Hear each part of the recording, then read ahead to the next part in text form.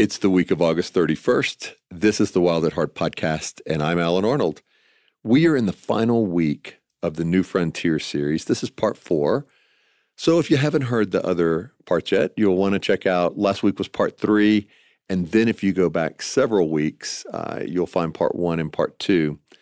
And in this final week, we're looking at, for the new frontiers we face, how do we consecrate them? Consecrate's a big word, but that just means how do we bring all things, including the new frontiers, the new seasons, the new challenges before us, how do we bring those things under the rule of Jesus? I think you're going to find it really interesting, really practical. And as a reminder, this is a series that originally aired in 2015 with John and Craig McConnell. So here they are now in the conclusion to New Frontiers. Something that our listeners, I don't think, ever get to hear us do is what we do when we come into the studio prior to turning the microphones on. And what we do is consecrate. We consecrate a lot of things as we engage them here at Ransomed Heart. We consecrate our building, and we consecrate an event as we go into it, and a message and the launch of a book or all kinds of things. But every time we step into the studio here, we consecrate. When we step in here, we consecrate, and we pause and bring all things again under the rule of Jesus, equipment and the content and our hearts and lives, and we just kind of dedicate and consecrate, present everything except our cell phones. Well, we usually turn those off when we... Normally turn those off before the microphones. Before the consecration. Go on here. John, so that's just beautiful. Here, let me turn your phone off, John. Yeah, thank you. Just another day at Ransomed Heart. Take 2. Oh, it's perfect. It's perfect. So welcome back to a series that we're doing entitled New Frontiers, those threshold places, the new territory, taking new ground that Jesus is inviting all of us into in our lives. So you're back with John and Craig. And the reason I bring up consecration, the reason that I'm describing what we do every time we walk into the studio is anytime you're stepping into a new frontier, one of the first things you're going to want to do, first thing we always do, is consecrate it to God. Like bring it under the realm and the rule and the kingdom of Jesus. You know, consecration matters. The Scripture takes consecration super seriously. And anytime, you know, when the people are getting ready to take the promised land, it was consecrate yourselves. Joshua went through the camp and said, consecrate yourselves, for the Lord is about to do mighty things. And that theme just, you know, continues on. You see it in the book of Acts when Paul is actually going on his first great missionary journey. It says that the church was fasting and praying, and they consecrated Paul and his companions to the Lord. So really effective, really helpful. I bring this new, what is it? You know, this new job, this new opportunity. I bring this new creative enterprise, this new relationship. Right. That might be the new frontier. Right. This new school year, you know, whatever it may be. We consecrate it. We present it to Jesus. We bring it under his loving rule. What you're doing in that prayer and in that act of sort of worship and prayers, you're bringing all of the new frontier, this new thing, consecrate it, bring it under the kingdom authority of Jesus so that his protection and his blessing can flow to it. Yeah, that's good, John. I think that when it comes to frontiers, new ones, there's a distinction to be made in that some frontiers we choose ourselves. We may choose to accept a different job, to move to a different location, to scale down in our home, a whole variety of new frontiers that are shaped and created by our choices.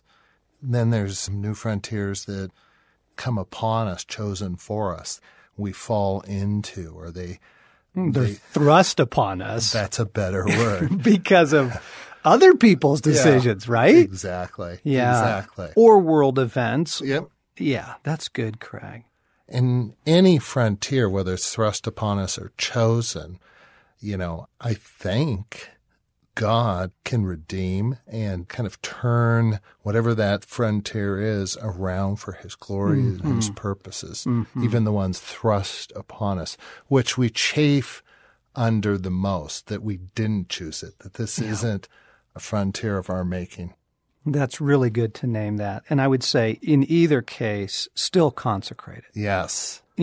Whether it was something exciting that you have planned on, prayed over, and launched out, or something thrust upon you, consecrate it. Bring it under the loving rule of Jesus and bring all the dimensions of it under Christ. And I think this next principle would apply to both as well, Craig. I think something we always do is ask God for advance words. We'll do it at the beginning of a new year. We'll ask God for words over the year. And we'll do it, when going into a missions trip. I do it when I'm writing a new book. Ask God for advance words, meaning speak into this, Lord. What are you saying? What are you doing? What are your promises over it? Because there's that incredible story in the Chronicles of Narnia in Book 6 in the Silver Chair. Some of you might remember that Jill and Eustace are called out of our world to Narnia to find the lost prince. Prince Rilian has been taken prisoner, hostage by the witch, and he's north of Narnia in an underground kingdom. But early in the story, Aslan speaks to them, and he kind of gives them their mission, and then he gives them signs to follow. He said, here are the signs by which you will find the prince, and he gives them 4 signs. And then he has them repeat them over and over again until they say them right, and they say them in the right order. And they're up on the mountain with Aslan. There's just this beautiful passage where he says, once you get down in the land and once you get into your journey, you will not hear me as clearly. And the signs will seem foggy to you. So memorize them. Say them to yourself when you wake up in the morning. When you go to bed at night, repeat them. Remember the signs is the urging there. And the reason that we ask for advanced words is because it's true. When you get down in it, once you are well launched into this new frontier, man, you can sure lose your perspective. Yeah. John, just another thought on the advanced words. I'm just thinking how many times a new frontier for ransomed heart has been because Christ has told us, go in this direction, not that direction. I'm thinking that, one year Christ said, focus on resources.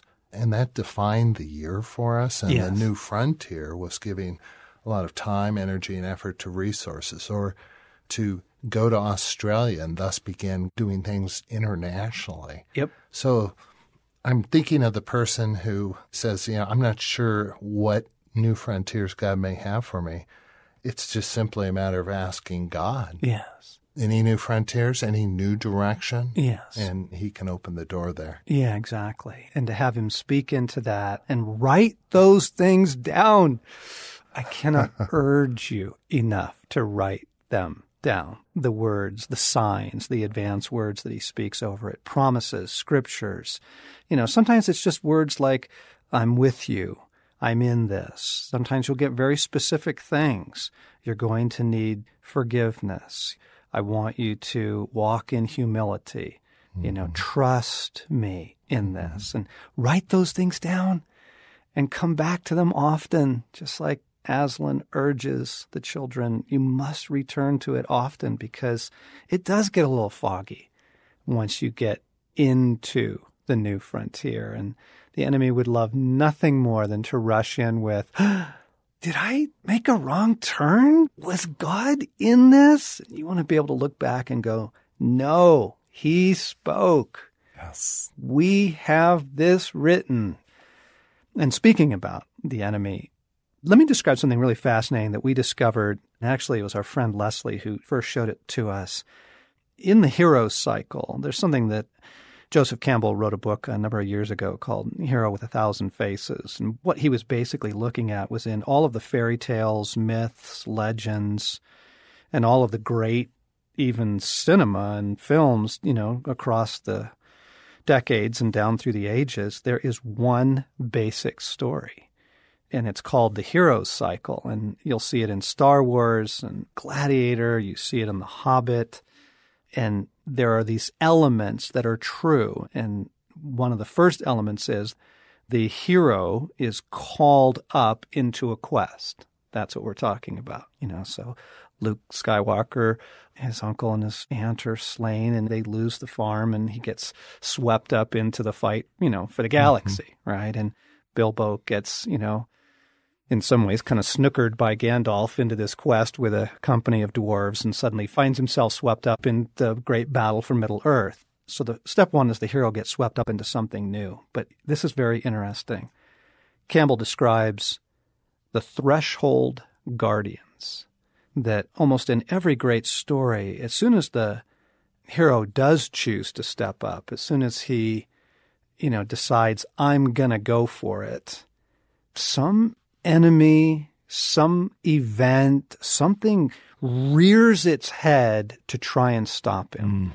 And Campbell calls them the threshold guardians. And we found this to be very true. And this is especially true, gang, if what your new frontier is actually taking ground, taking new ground in your life, whether that's, my goodness, counseling, or taking new ground in a marriage, taking back lost ground, maybe taking ground in your sexuality, as well as, pursuing a dream, a calling.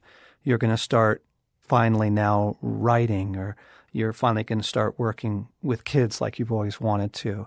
Man, if you are taking new ground for the kingdom, heads up, just probably pretty likely that the enemy is going to rush in. And he tends to rush in early to see if he can get you to just bail. Right? Because once you're committed to it, once you've got a little bit of the story under your belt, it's harder to get you out of it. But in the early stages, these threshold guardians kind of rear up. And heads up, it doesn't mean you're blowing it.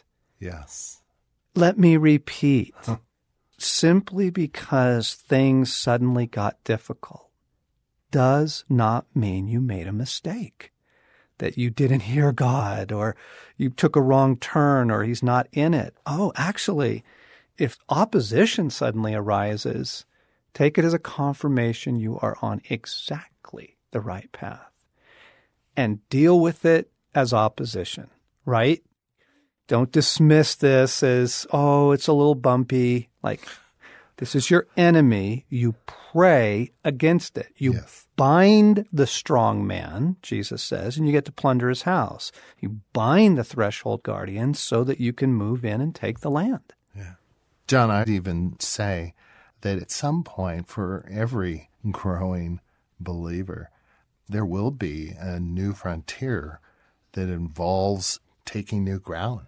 I mean, the development of our gifts and our calling, whatever our vocation, whatever we spend 8 to 5 doing, is going to inevitably and ultimately involve some mission to take ground for the kingdom, and that will be opposed. Guaranteed, gang. And it doesn't mean you're blowing it. Right. It doesn't mean back down. It means press through.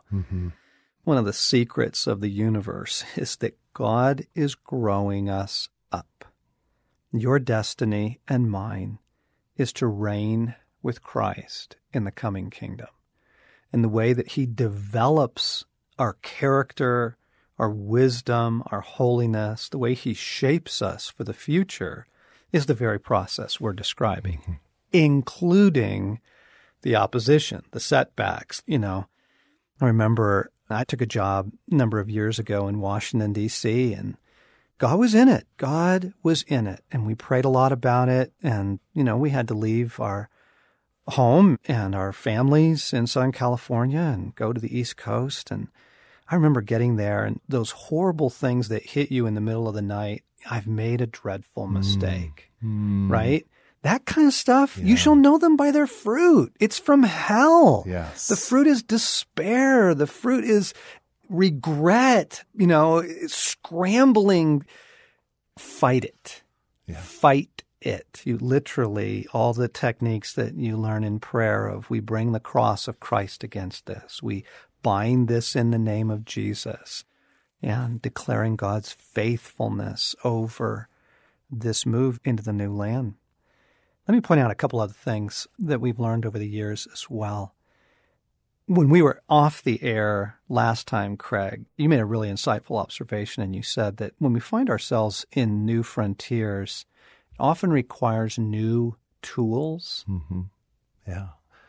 You think of the westward expansion, and you've got folks and wagon trains coming west, and their new frontier required whole new sets of skills, tools, abilities.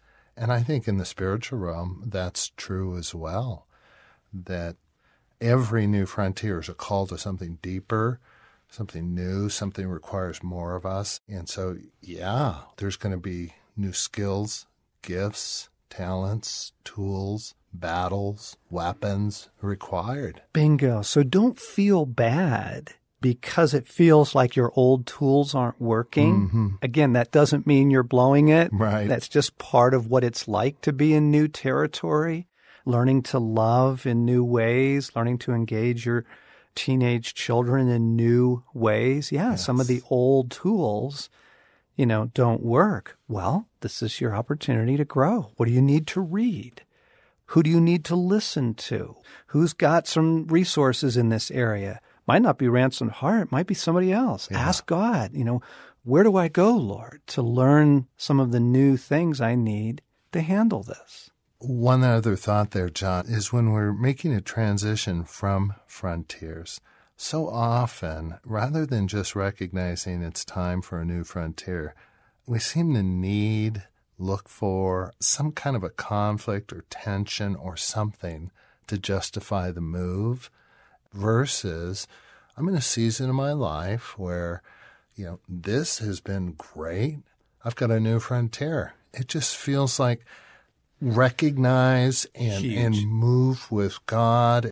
Animosity, tensions, conflicts don't need to be the indicator that a new frontier's on the brink. In fact, a friend of ours has just left their lifetime career. They've walked away from a company that they actually helped to found, and it was a pretty big transition. And they really found themselves lost in this in-between time. And through some conversation, we just helped them to see, are you kidding? Look at this incredible gift from God. You have a sabbatical. What are you talking about? Like, you don't have to rush from the one thing into the next thing. Is God's given you this period in your life to regroup, reframe? My goodness. And what was absolutely fascinating was simply by naming it, they found a whole new freedom to live in it.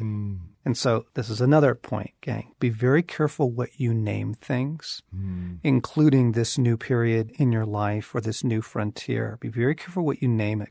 What I mean is, oftentimes in our fear or frustration, we'll say something like, this is going to be hell.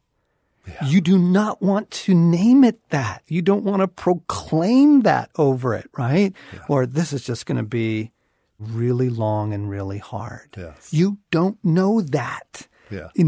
Words like that over it. The immediate illustration is the new frontier for us as a family is our teenage children. And it's just almost a given that because we have teenagers, this is going to be, 5 years of hell. Right.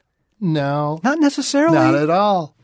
Not necessarily. Right. Don't name it that. Be Right. very careful what you name it. You really do want to proclaim goodness and blessing. God has caught me. We've learned all this the hard way, gang. We're sharing our tips because we did it wrong the first several times. So many times God has caught me and said, John, call this good. Name it good. It was as simple as some friends called for prayer last week, and it was late in the evening, and I didn't want to go, I want to be a part of it. Going out the door, and I'm, and Jesus is like, John, this is good. Call this good. Like, literally name this good right now. I call this change in my evening good, right? So just careful what you name this new frontier. I bless it. I thank God for it. I consecrate it. I ask him for advanced words. I'm prepared to fight the threshold guardians. I'm asking him for the new tools. And I think the final secret, if we could give you, is allow for your transformation. God is growing us up, and he's using the new frontiers to do it. And this is the secret of all of the fairy tales. The children will not make it through the silver chair, and they will not find Rillian, they will not rescue the prince unless they accept their own transformation, that they let go those parts of their character that need letting go of, right? This is so, so crucial, because what good is a new frontier if you get into it and emerge out of it on the other side and you're exactly the same person? Yeah. You put it years ago, John, that whatever else God may be up to in our relationships and circumstances, we can be confident that one of the things he's up to is just fathering us. And I mean, it feels like that's what you're saying as well, is that whatever our interpretation or understanding of this new frontier is, God is at work for deep transformation. In you. He's at work in you. And to accept it, I mean, new frontiers, I mean, they're going to flush everything out of the bushes, right? The fear, the anxiety, your control issues, your anger, your hesitancy to speak up, belief that you don't have anything to offer, all that. He's going to surface all of that. Well, there's the gold. Like, go with it, invite it, accept your transformation. That's the secret of this. To grow up, as Paul says, until we all attain maturity and the full measure of the stature of Christ. That's the secret. That's what he's after in any of these things. And so just wanted to give you all some hope and some direction and some hard-earned counsel as you step into the new frontiers that Jesus is inviting you into.